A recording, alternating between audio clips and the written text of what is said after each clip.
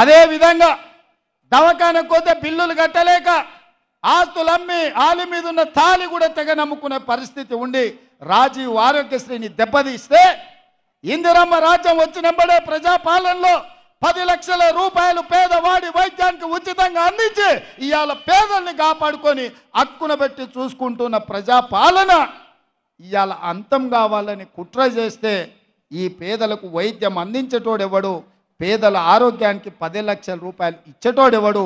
వైద్య ఆరోగ్య శాఖ మంత్రిగా మా పెద్దలు దామోదర రాజ నరసింహ గారు ఈరోజు కోట్లాది మంది పేదలకు రాజీవ్ ఆరోగ్యశ్రీ పథకాన్ని అమలు చేసి ఈరోజు పేదలకు వైద్యాన్ని అందిస్తున్నాడు.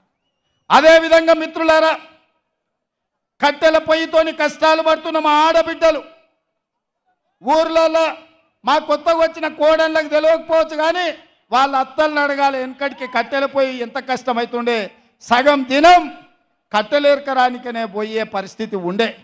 ఏడాదిగా ప్రయత్నించిన సంతానం కలగలేదా? నోవా ఐవీఎఫ్ లో ఫెర్టిలిటీ ఎక్స్పర్ట్స్ ను కలవండి.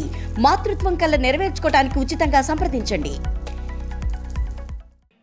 పిల్లల్ని చిన్నోళ్ళని ఇంటిడిచిపెట్టి పొయ్యిల కట్టెల కోసం పొలాల పొట్టు తిరుగుతుంటే ఆ దుఃఖం చూసి ఆడబిడ్డలను ఆదుకోవాలని ఆనాడు సోనియమ్మ దీపం పథకం ద్వారా గ్యాస్ పొయ్యి సిలిండర్ ఇచ్చి 400 రూపాయలకే సిలిండర్ అందుబాటులోకి తెస్తే కట్టెల పొయ్యితో కన్నీళ్లు గారుస్తున్న ఆడబిడ్డల్ని అక్కున పెట్టి చూసుకున్నది సోనియమ్మ. మేము ఆడబిడ్డల్ని అట్లా ఆదుకుంటే నరేంద్ర మోడీ కేసీఆర్ కలిసి 400 ఉన్న సిలిండర్ 1200 చేశారు. మా అక్కలకు తెలియదా? ఇక్కడ మా అక్కలంతా వచ్చారు కదా, అందుకే వాళ్ళ కష్టాలు చూసి 1200 కాదు, ఆడబిడ్డల సొమ్ము దోసుకున్నాడు బాగుపడాడు.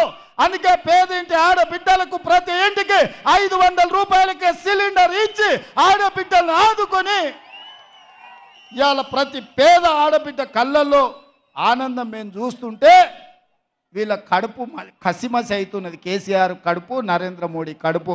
ఈ ఆడబిడ్డలకు 500కే సిలిండర్ ఇస్తే మా మాట ఎందుకు వింటారు? ఆ సిలిండర్ గుంజుకోవాలంటే కాంగ్రెస్ను ఓడగొట్టాలని ఇలా కుట్ర జరుగుతుంది మిత్రులారా.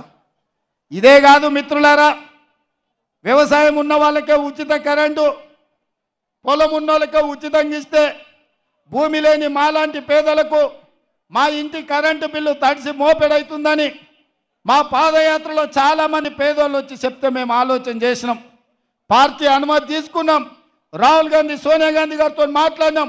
అందుకే ప్రతి పేదవాడి ఇంటికి 200 యూనిట్లు ఉచితంగా కరెంటు ఇచ్చి 0 బిల్లు ఇవాళ పేదవాడి ఇంటికి తీసుకొచ్చి బిల్లు కట్టాల్సిన పని లేదు, 0 బిల్లు అని చెప్పి ఇవాళ పేదవాళ్ళని ఆదుకున్నాం.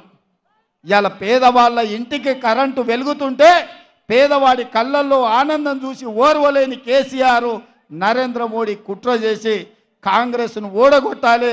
కాంగ్రెస్ను ఓడగొడితే ఉచిత కరెంటు ఇంటికిచ్చేది రద్దవుతుందని పన్నాగం చేస్తారు. ఇదే కాదు, ఆనాడు డాక్టర్ వైఎస్ రాజశేఖర రెడ్డి గారు ముఖ్యమంత్రి ఉన్నప్పుడు తండాలలో, గూడాలలో, మారుమూల పల్లెల్లో ప్రతి పేదవాడు సొంత ఇంటి కళ నెరవేరాలని 25 లక్షల ఇందిరమ్మ ఇండ్లు ఇచ్చి పేదవాళ్లను సొంత ఇంటి వాడిని చేసిన చరిత్ర కాంగ్రెస్ పార్టీది. ఆనాడు మంత్రిగా దామోదర రాజనరసింహ గారు, కొండ సురేఖ గారు పేదవాళ్లకు లక్షలాది ఇండ్లు ఇప్పించిన చరిత్ర.